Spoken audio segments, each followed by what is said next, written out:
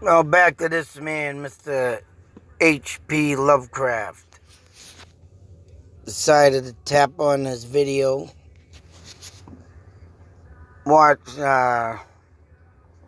pretty much, I don't know, 30, 40 minutes into it. Now, this guy is supposedly supposed to be fiction, but I think he, in some cases, with some of his writing, he is non-fiction. And with this story right here, and what I've been coming out with, like I say, whenever I tap on one of his stories, there was one I didn't tap on. I did tap on, but it didn't match up nothing because it was like a story from, and this one kind of going that route too, but, yeah, route 2. Talking about something like in the Middle East. But the way this story started out, and the majority of the stories that I've, read, like finding that town out in Cape Cod. I don't know if this guy makes up names so you wouldn't get the right town, but Dunwich is supposed to be a town in Mass.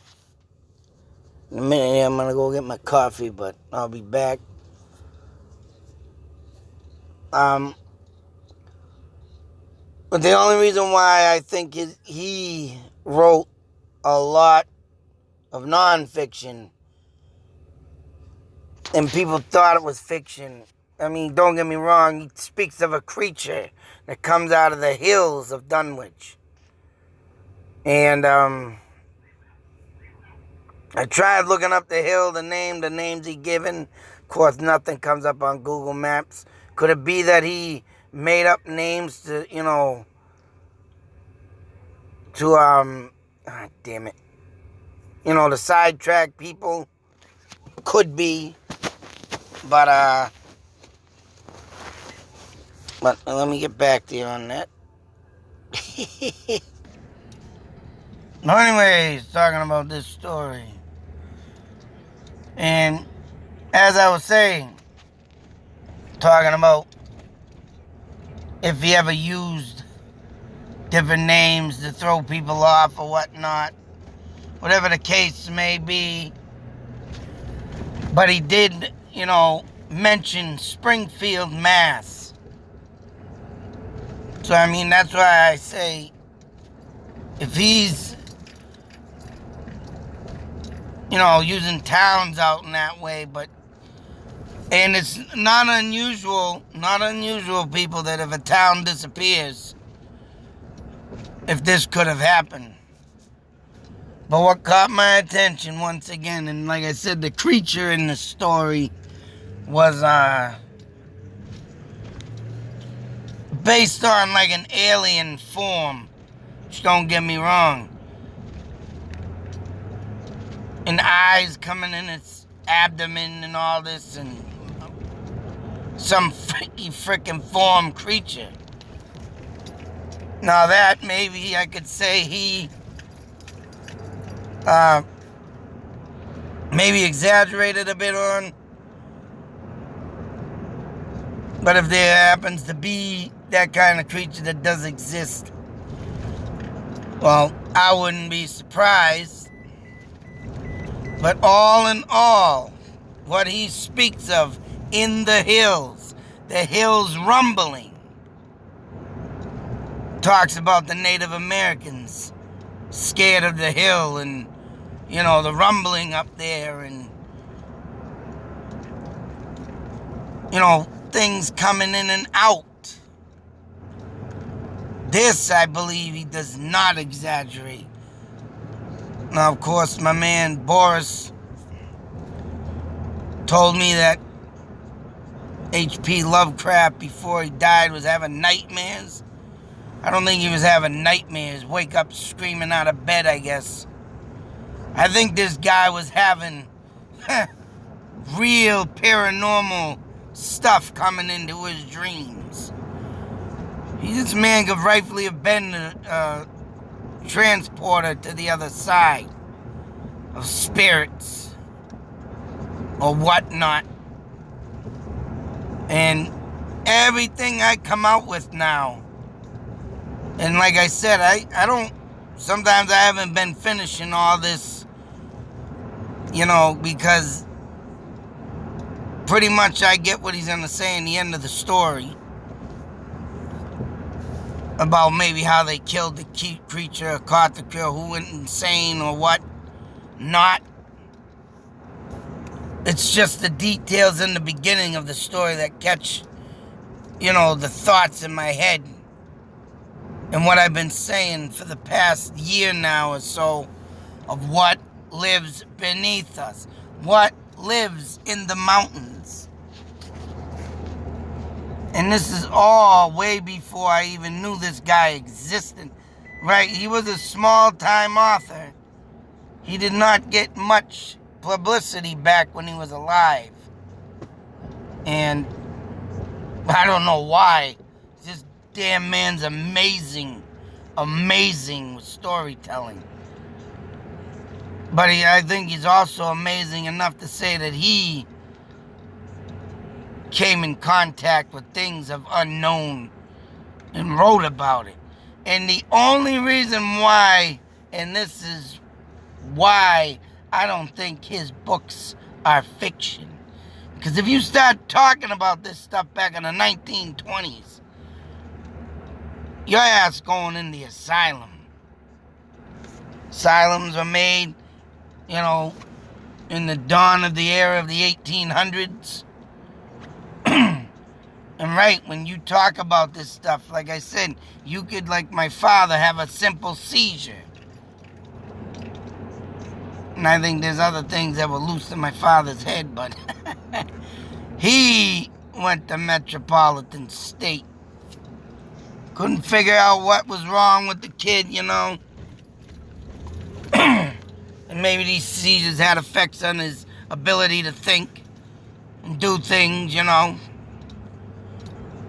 But if this guy would have came out talking the truth of what he's seen, of visions, they too would have thrown him in locked him up and throw away the key. That's why everything in this book, in these audios, I believe, is not fiction. It's non-fiction. For the simple fact that what he speaks of what I speak, and what I've been finding out on my own, finally in articles and stuff, just like out in Littleton, Mass, in that hill out there that did the rumbling. And the natives around that Fort Pond would feel the rumbling. And the serpent that came up out of the waters in Acton, Mass. This, I'm telling you, now that this guy has been brought forth to me, and I've been long before him even knowing of him, and I'll keep saying it is right. It's starting to put my stuff together with his. And it's like, damn. And out in Western Mass, like I always say, that is the stomping grounds for Stella Langson. And she in Northampton was having a mysterious encounters back in the 60s. So, if this guy keeps writing all the areas that I've so far gotten from this guy is all around the Western Mass, all around southern Vermont. Green Mountains is where the skinwalker was seen seen by a couple of girls out on a picnic. So I mean, oh man. So something out there and throughout this whole state, throughout the whole United States, I'm telling you, there's something under us. I don't care what anybody says. It's starting to come forth this guy was talking about it way long before anybody. But, like I say, you can't say that stuff back in them days. Whoop! You're freaking crazy! Now I'm already crazy, and I don't care what people think of me anyway, so. But this, people should really take note. I'm telling you. There's something underneath us that is starting to now make sense. And for anybody that don't, be caution of that. Well, you're going to find yourself lost, like a lot of people. Lost out in them triangles that I speak of. The New England Triangle, the Wachusett Triangle, and of course, the most famously, the Bridgewater Triangle. Go messing around in them areas, which I think a lot of this, though, also has to do in this story with the Native Americans. Maybe them gods, and right when the thunder would come up, they think it was their, spirits of their Native American chiefs and warriors. Could have most likely also been aliens rumbling underneath, traveling. Think about it. Don't get me wrong, them spirits are still out there. And what I think, like I say, the magnetic fields that come off these goddamn spaceships that do happen to fly underneath us is what brings the dead alive. That energy. And for energy to get the spirit riled up, the spaceships, if anything, got the friggin' most. That's what I think makes shit come alive a lot, too.